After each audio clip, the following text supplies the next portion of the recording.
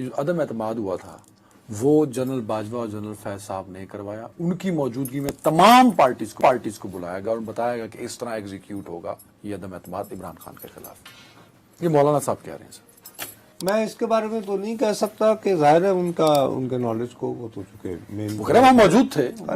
یقیناً میں کہہ رہا ہوں میں جھٹلا نہیں رہا ہوں، لیکن یہ بات درست ہے کہ ان کو باقاعدہ ہانکا دیا گیا تھا اس کی طرف. تو اس کا وجہ یہ تھی کہ باجوہ صاحب ایک اور ایکسٹینشن لینا چاہ رہے تھے اور انہوں نے ان سب کے دلوں میں یہ ڈالی کہ یار یہ اس کو اگر یہ بٹک گیا عمران خان تو یہ جنرل فیض کو کر دے گا. وہ کہنے جنرل فیض خود موجود. ارے حد ہوگی تمہارے والی. جنرل فیض ایک سبارڈینیٹ تھے نا. ہاں تو اگر باجوہ صاحب نے گیم لگائی ہے تو تمہارا کیا خیال ہے کہ فیض صاحب جا کے باہر کہیں گے کہ ہم بکواس کر رہے ہیں؟ یہ تو نہیں ہوگا یار. For God's sake, there is a discipline. Are you mad or what? وجہ بنی فیض صاحب کی جانے اور تو ان کے دلوں میں اتنا خوف ڈال دیا گیا. وہ منیر نیازی کا ایک شعر ہے کہ لوگوں کو ان کے گھر میں ڈرا دینا چاہیے. ان کو اتنا ڈرا دیا گیا یہ سارے ایک دم سے سارے باہمی اختلافات وغیرہ بھول کے. اور میں تو اندروں ٹی وی پہ نہیں تھا، لیکن میرے ٹویٹس، میرے کالمس اور میری بے تلخیاں ہوئی ان لوگوں سے. میں نے کہا آپ لوگ کیا کر رہے ہیں، خودکشی کر رہے ہیں، آپ مت کریں یہ بتحریک عدم اعتماد. اور جب ہو گئی تو میں کہتا رہا آپ کبھی کسی دن یہاں بٹھا کے شاید خاقان عباسی صاحب سے پوچھ لیجیے. میں تو صرف ایک نام بتا رہا ہوں جن کو کسی بھی دن کیا جا سکتا ہے. اور وہ ایکچولی باجوہ صاحب نے ان کو اس طرح یوز کیا، استعمال کیا. دیکھو نا ان کو انہوں نے بھجوا کے پہلے ان سے وہ چینا ووٹ کو عزت دو. اب تبھی آپ نے کہا تھا پچھلے دنوں کہ پہلے باجوہ صاحب کا احتساب کیجیے. جی بھائی بات دیکھو نا. نہیں وہ تو کہتے تھے سیاسی مداخلت بند کر دی ہم نے. پریس کانفرنس کرائی انہوں نے، خود خطاب کرتے ہوئے کہا. یہ میں ملٹری اکیڈمی میں بھی انہوں نے یہ بات دہرائی. وہ تو اس طرح کی یعنی اچھے ضیاء الحق صاحب بھی خانہ کعبہ میں کہا تھا 90 دنوں میں الیکشن ہوں گے، تو بالآخر ان کی رحلت کے بعد ہی نصیب ہوئے تھے. تو ایسے نہیں ہوتا. وہ ٹھیک ہے ڈسپشن جو ہے وہ مولانا ٹائم بھی کم ہے. مولانا کی کل کی پریس کانفرنس اور آج ندیم صاحب کو دیا گیا انٹرویو امپیکٹ کیا ڈالے گا پاکستانی سیاست میں؟ پی ٹی آئی کی حکومت بنانے میں مددگار ہو سکتا ہے. مولانا سہولت کاری کر رہے ہیں.